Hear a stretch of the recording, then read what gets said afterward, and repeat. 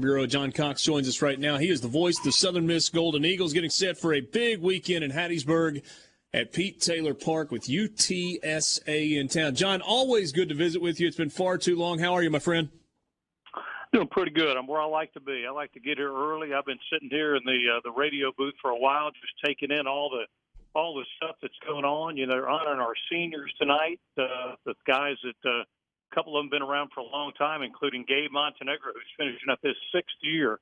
So it's always fun to honor the seniors. Good opponent tonight, beautiful weather, so it's going to be a great night for baseball.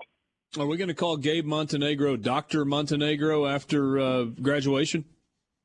I don't know. He's been around long enough to have several degrees. I'm not sure if one of them's a graduate degree tonight, but one thing he does have is a graduate degree in baseball. He has played over almost 240 games in his career at Southern Miss. He became the 3rd member of the 300 Hits Club the other day. So he's certainly got a PhD in baseball. I know that.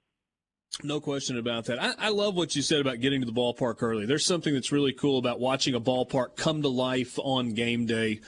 On Wednesday night, I don't even necessarily want to talk about the game, but the atmosphere, the environment, over 6,300, a stadium record there at Pete Taylor Park, but not just this weekend or this past midweek, all season long. For a fan base that has long supported Southern Miss baseball, it's like it's gone to another level. What is it that is driving the support for Southern Miss baseball and these crowds that we've seen all year? Well, I think it starts with the head coach, with the skipper of the ball club, Scott Berry. You know, Scott Berry has been a guy who is out in the community.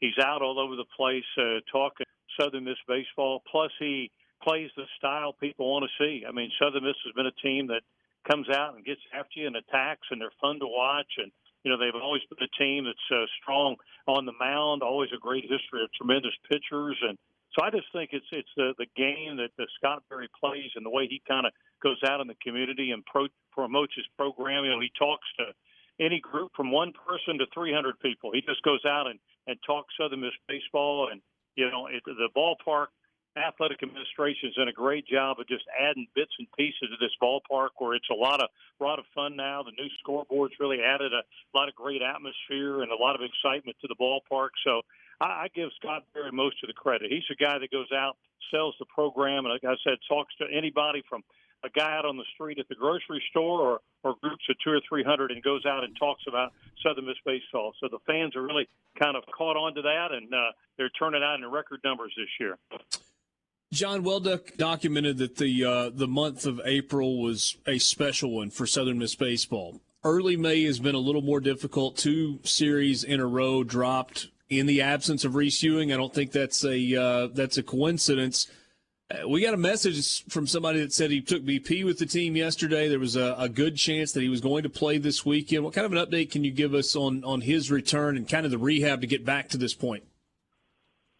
I'm having a little trouble hearing you, but I think you were asking about some of the injured guys. And, you know, I think Reese Ewing is a guy that got cleared, I think, yesterday. And whether or not we'll see him tonight or not, I'm not sure. He's certainly been a guy that's been missed out of the Golden Eagle lineup. He's a guy, when he got hurt, was hitting .304 with 8 home runs and 29 RBIs and playing terrific out in the outfield. So, you know, when he gets back, if it's tonight or when it is, it'll certainly add a lot to this baseball club or add something back to this baseball club. It was great to get Slade Wilkes back earlier in the week. And, you know, he's a guy, I'm not sure he's quite 100%, but both of those guys have the ability to hit the ball out of the ballpark.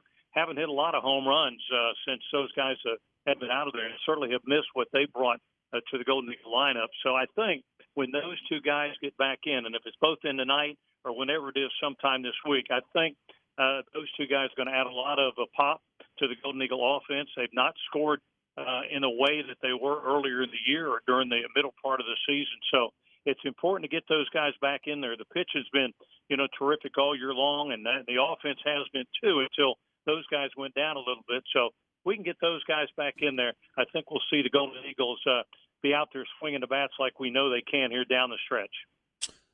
What about this opponent, UTSA? Good baseball team. They're 16-8 in conference play. They're 2 games behind Southern Miss, and I guess that's kind of part one of a conversation about what's needed to finish strong to ensure hosting a regional in Hattiesburg. Well, they've got to win a lot of ball games. Got to win as many as you can, obviously. But this is a tough one tonight. UTSA, who is coached by Patrick Hallmark, he was a guy that played at Rice. He learned the game under Wayne Graham, who won so many games out there as a longtime head coach at Rice, and was an incarnate word, and now has taken over the UTSA program. And this is in all the years we played UTSA. I think this is probably the best Roadrunner team that the Golden Eagles have played. They've got as high RPI right now as they've ever had in the history of the program. They're hitting the ball out of the ballpark. They're hitting a lot of home runs this year. They hit 51 home runs this year, so they're doing a lot of good things. Their pitching has been better than it's ever been. So this is a really good ball club. And on top of that, they're only 2 games behind the Golden Eagles. So, I think in the back of their mind, they're thinking if we can come in here to Hattiesburg and, win 2 or 3 ball games, man, we're right in the thick of things for the Conference USA regular championship. But on the other side, the Eagles know that too. The Eagles know they've got to come out and play better than they played probably the last couple of weeks. And I think I'd be surprised if they didn't do that tonight. I think the pitching has been really, really good. And tonight with Tanner Hall out there, he's been really, really good as a Friday night starter for the Golden Eagles. So I expect he'll pitch well tonight. And if we can get those other 2 guys back in and get some of that offense going again for the Golden Eagles, I think they've got a chance to really play well this weekend. But there's no question these final 6 regular season games are really, really important for the Golden Eagles as we head towards the conference tournament, which is here at Pete Taylor Park. So that's an advantage too. But big 6 games for the Eagles here to finish up the regular season. John, after a 40-plus year run as an independent, Southern Miss, a founding member of Conference USA, you have seen Conference USA with a lot of different shapes and sizes through the year, right? It's looked different. At times there are a lot of natural rivals in there. Clearly the makeup of the conference has changed. What's the level of excitement? What's your level of excitement in seeing this transition to the Sun Belt after this final season in Conference USA? I think that's what most people, other than talking about trying to win a championship this year and doing some special things, whenever you're stopped at the grocery store or you're getting gas and somebody wants to talk Golden Eagle baseball, the Sun Belt Conference comes up every time. It's I think, perceived as a really, really good, and it is a really, really good baseball conference. But I think what they're excited about is the proximity of the majority of the teams in the Sun Belt. Because, in Conference USA, it's hard for our fans to go to Marshall or go to San Antonio or go some of those places the baseball team or any of the sports teams have to play.